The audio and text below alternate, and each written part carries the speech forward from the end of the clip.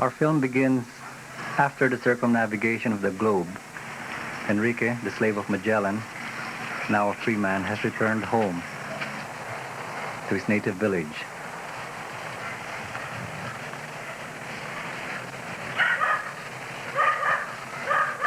On the soundtrack, we should hear sounds of a wild boar.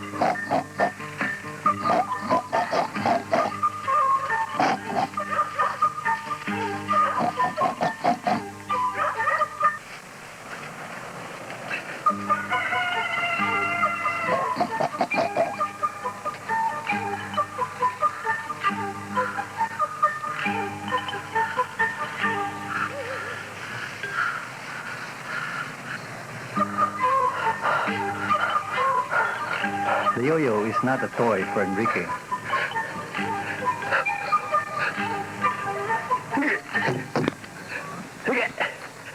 The yo-yo is recorded in a 17th century French document as an original Philippine jungle weapon.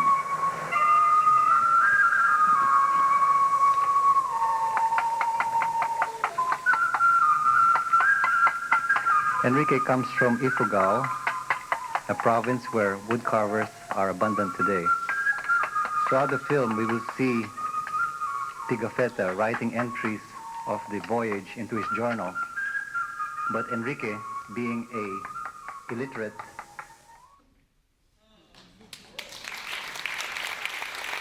Tan tan tan taran, ta ta ta tan tan taran, ta ta ta tan tan tan, tan tan tan taran, tan ta tan ta tan tan taran, brubudubudubudubudubudum, pam param pam param, pa pa pa pam pom pom pom, pa pa pa pom pom pom, pom pom pom param. Pom pom pom pom pom pom pom pom pom pom pom pom.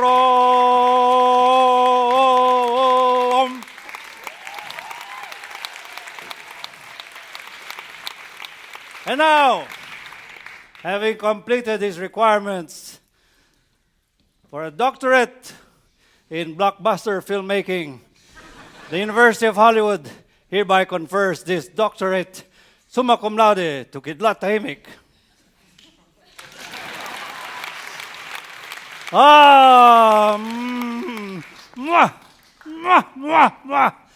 Now I can go home to my village in Ifugao and start a blockbuster industry. I will create jobs. We will have development like Europe. Yes, and my mother will not have to work a single day in the rice fields, planting rice, harvesting, sacrificing for me to get this diploma. And besides getting this passport to my success, the University of Hollywood has even found financing for my dissertation film, Sex in the Terraces. Aha! Okay, Mama, I'm coming home. Mama, I'm here after all these 20 years. Our rice terraces have not changed a bit since I left. They look like they were when our forefathers built them 3,000 years ago. So green. Mama, my present, your sacrifice of 20 years. You need not plant another day of rice. You need not plant or harvest. Mama, I have learned everything out there. Yes, I even found somebody who wants to do a film about Rambo in the terraces. Imagine on the top of the terraces, the helicopters, and their guns running up.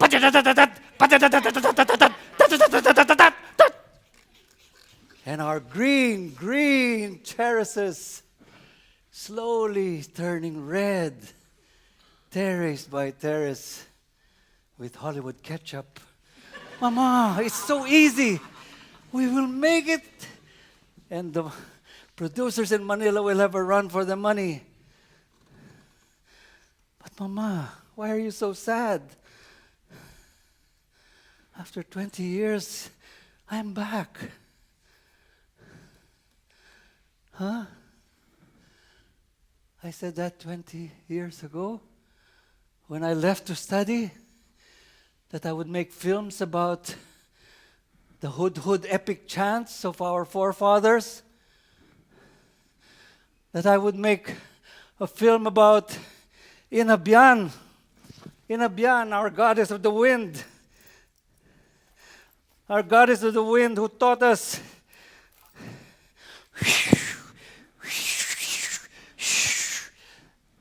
that harmony with Mother Nature, we could avoid typhoons and natural disasters or slow them down. That I would make films about the great engineering of our forefathers who built our rice terraces 3,000 years ago without a single cent of US aid. Mama, but who will buy tickets for those films? Well, some of these people, yes, but Mama, wait. I have not lost touch with our culture. Mama, I still know our Ifugao beat. Yes. I still remember how to communicate with the gods.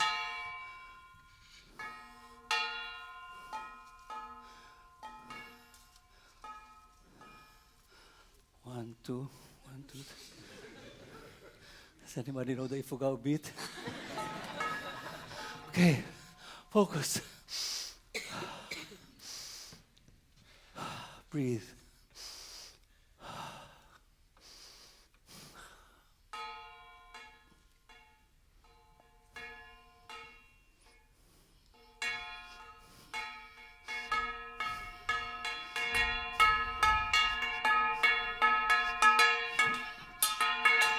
Hey! It's coming back!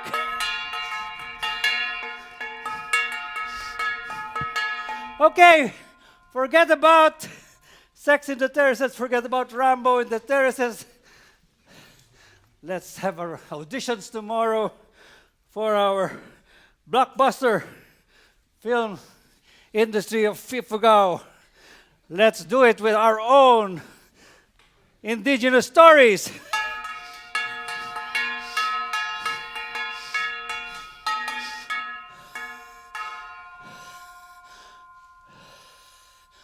Wait, how did we tell stories in the past without the Ariflex camera of Germany and the Bolio blimp of France and the high-speed Mitchell cameras of Hollywood or the Sony of Japan?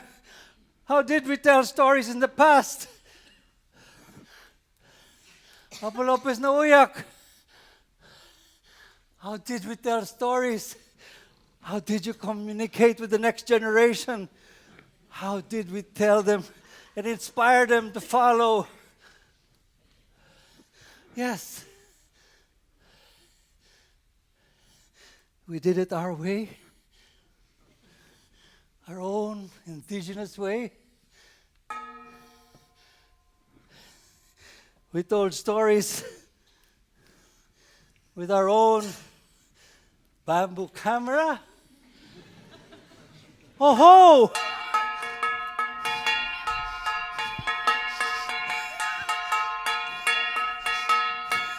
Okay. Come to the auditions tomorrow.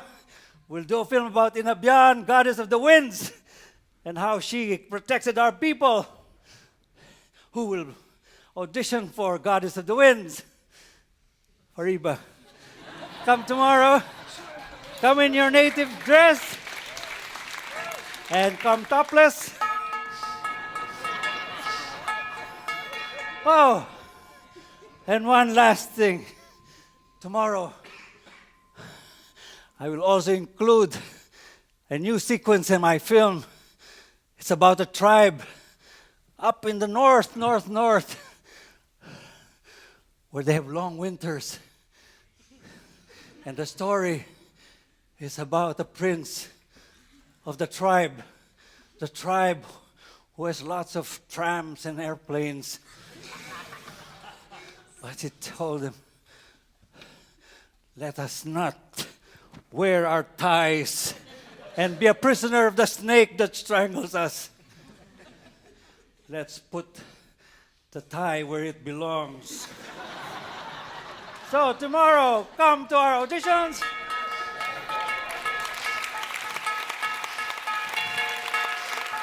Long live our indigenous stories.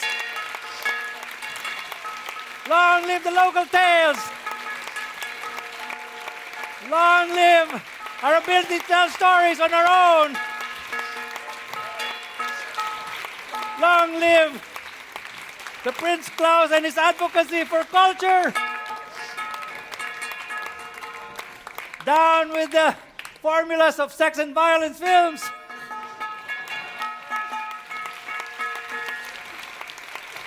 Long live our culture.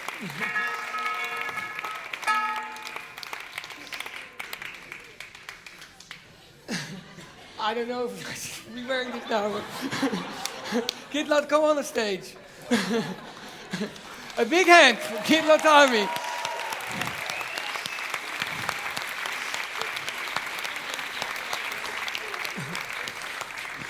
Smile, you're on bamboo camera. Maybe you can film me while I introduce you. Yes. That would be really great. So, when I heard of Kidlat, I thought, is it a bird? Is it a plane? No, it is a culture warrior. Kidlat Tahimik is the leading independent filmmaker in Asia. He not always makes his film with the bamboo camera, but at least that's what he's doing today. He forgot one thing during his performance, which is no problem because he can still do it. It's actually the same thing that he did more than 45 years ago when Kidlat, under a different name, was studying at the Wharton Business School in the United States. And what he did after studying at the Wharton Business School in the United States, he did what with his diploma? I forgot to do it during the performance, but... He tore it off, but of course we all know that the Wharton Business School diploma are not made out of this strong paper. Dutch paper is better than American paper. American paper. I tore up my diploma 40 years ago. What do you say? Kidlat, shall we sit for Q&A? And let me first, before I forget, explain why Kidlat has received this prize. So, he is the leading filmmaker, independent filmmaker in Asia. He focuses in his work on indigenous people, although he likes to say indigenous people. He is also a perform artist, an architect. I'm sure he's a poet as well, but to me, he is just a great human being. Kidlat Tahimik won the prize and was awarded by the jury for his holistic, free-spirited, and joyfully rebellious approach and lifetime commitment to independent creativity.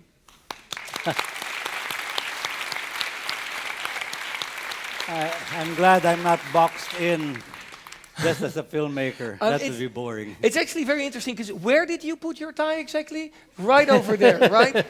Well, whenever I go to an ambassador's reception, or when I met the emperor, now emperor of Japan, the crown prince, I came in my G-string and they took it as a natural thing. I was regally dressed. And so why not put the tie down there? Exactly, why not actually recycle it? The founder of the person in whose name this fund has been founded, Prince Claus, also at some point in his life decided to take off his tie. I don't know where he put it. No, but I was inspired by that story that the crown prince had said, let's do away with these ties that choke us like a snake. And I just decided at the last minute to add it to my little skit. So I went to the flea market and found a nice tie this morning. Kidlat, you are phenomenal. I mean, you are so multi-talented. Your joyful approach to everything is obvious to everybody. What is it that drives you and keeps you so incredibly optimistic? Well, besides the fact that I'm gangmates with my sons and their generation, I think a lot that has kept me awake in the now world is, well, my wife started indigenous psychology in the Philippines, Katrine. And she came across, it was her professor who said, why are we analyzing Filipinos through Sigmund Freud, Carl Jung, Skinner and his rats? What does that have to do with Filipinos? And they discovered that by getting a new methodology based on our own values, and that was Kapwa. Kapwa is where we include the other. We include the other and the self. We always project the self in the other, and it creates a world of compassion. I think that has allowed me to look at you as my Kapwa brother, and to look at my front row laureates as my Kapwa laureates. I think that's a good ingredient for staying young. So you are also a big promoter of indigenous cultures. I'm also starting to say indigenous cultures, because that is a word. Incidentally, that word indigenous. My best friend is an old man from the rice terraces. He's my mentor. And he always mispronounced the word indigenous. He would say, we indigenous people have been taken for granted by the civilized Manilians. We must fight for our indigenous culture. Wow. Such a great mispronunciation. He combined the word genius and indigenous into one word. But let's talk about the fate of indigenous people or indigenous people, which is actually a much better word. I recently did a report about the nomads in Iran. And when I was with these nomads, they were actually all saying our culture is dying out. And ironically enough, a lot of the women in the Iranian nomadic culture, they said they were very happy with it. They wanted to settle down, they wanted to live sort of modern lives. Now, how do you see the future of indigenous people? Okay, you're all going to accuse me of being just a romantic. No, but I've lived in that rice terraces for the last 20 years, off and on, and I can see that they have the answers to our out-of-balance planet. I mean, if we're complaining about climate change, isn't it because we ourselves have contributed with our insatiable consumption, leading to unstoppable abuse of nature? Whereas our indigenous brothers always looked at the trees as their kapwa trees, and the river as their kapwa river, as a part of their holistic being. And I think if we can go back to that, now of course, there are deniers like that. Where are they? You always hear him on American television, Donald Duck or something like that. Yeah, Donald Duck. These unbelievers are going to continue to push the world to the brink. But I think if there are more and more people listening and saying, hey, the grandfathers, our grandfathers and our grandmothers made sense. We laugh at them because, they're not cool, they're not modern, they're not with the latest gadgets. But they had something that was probably acted as a kind of a brakes, little brakes to what we call development. Development can just keep going on, and one day we've lost our brakes and the planet is gone. So if we listen to our indigenous brothers, I think indigenous brothers and their indigenous wisdom, I'm sure that the planet will find its balance sooner than later. Let's hope so. Thank you. Thank you, Kidlat. Thank you.